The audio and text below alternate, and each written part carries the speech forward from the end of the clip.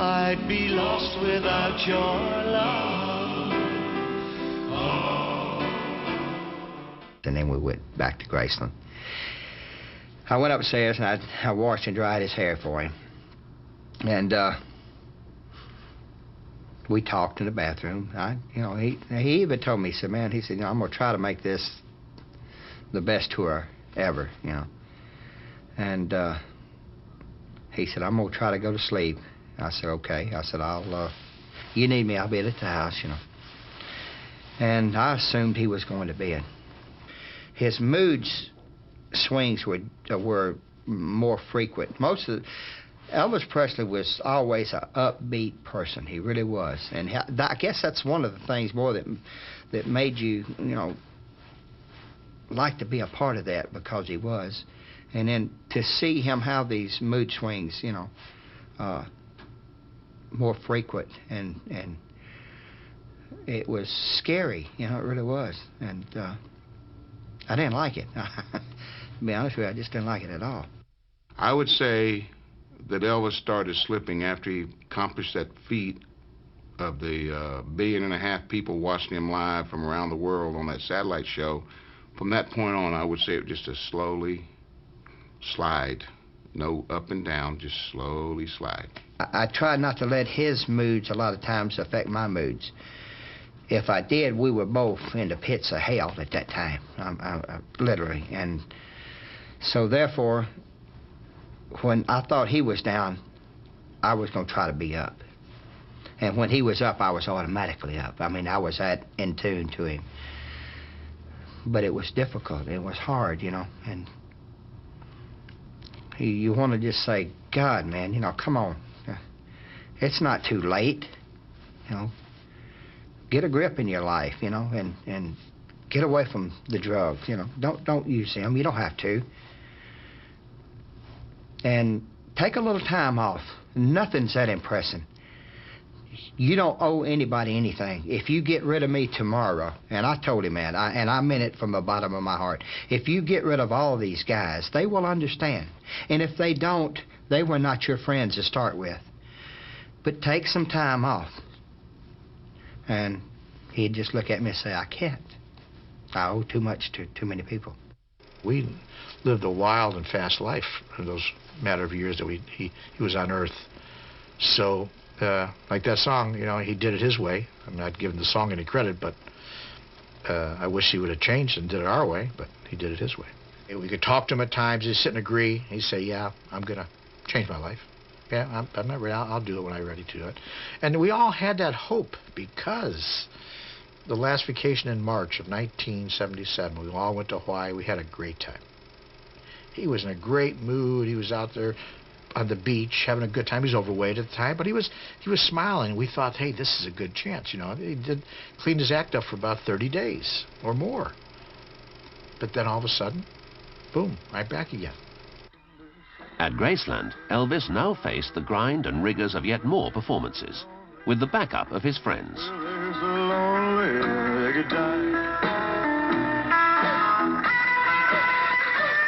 None of them were happy. Elvis's decline had accelerated.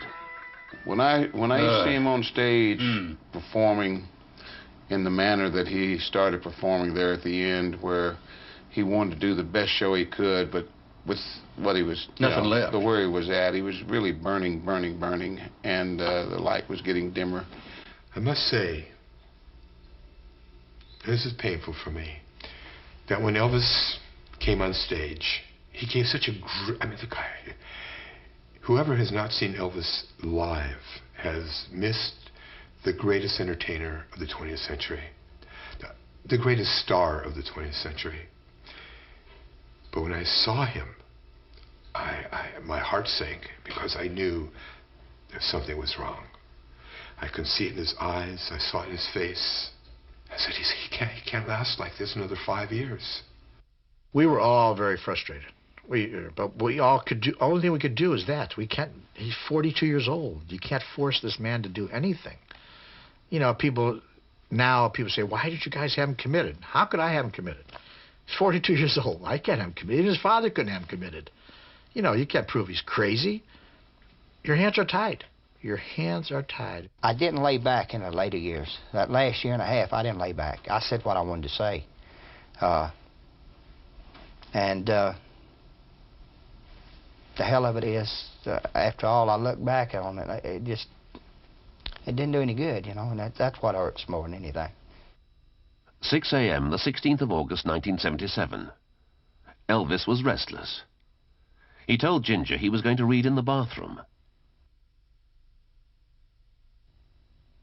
2 p.m., the 16th of August, 1977. Ginger went to the bathroom to check if Elvis was okay.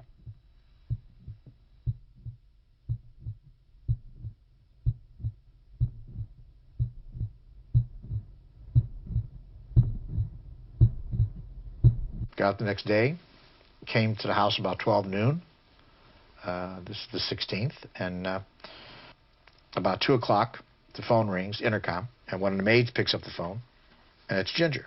She says, come upstairs, I need help. Elvis fainted. So I ran upstairs. I go into the bathroom, and Elvis had fell over. He was laying on the floor. I turned him over, and I knew he was dead. I just knew it. But I was hoping he wasn't. I picked up the phone, called the operator. They didn't have 911 at that time, and said, we need an ambulance here at Elvis Presley's house, and I didn't tell him who it was. And meanwhile, I couldn't do mouth-to-mouth resuscitation because Elvis' mouth was closed shut. There was no way possible. There's rumors I did that, but somebody made that story up. I was trying to massage his heart as well as I could, and it just seemed forever. People were all coming up there, and it was pandemonium. The ambulance finally showed up, and it seemed forever, and I found out later it was like 20 minutes before they got there. We got him into the ambulance. The stretcher came, got him down to the ambulance. I jumped in the back of the ambulance. All the way to the hospital, we're talking to him, and we get to the hospital real quick, the Baptist hospital. Got there, and they rushed him into the emergency room. I tell you, it was tough. And 30 minutes later, about 30 minutes, I would think, Doctor came into the room, and he said, Elvis has left. Elvis is gone. And we all broke down, and we all hugged each other. And it was, very emotional time, naturally. We were, still in a state of shock, even when you think about it. We never thought this could ever happen. I go to Graceland. I pulled into the gates, and Elvis's uncle says to me, Larry, did you hear what just happened? I said, no, what happened? He said, Elvis just died. Well, wait a minute, what did you just say?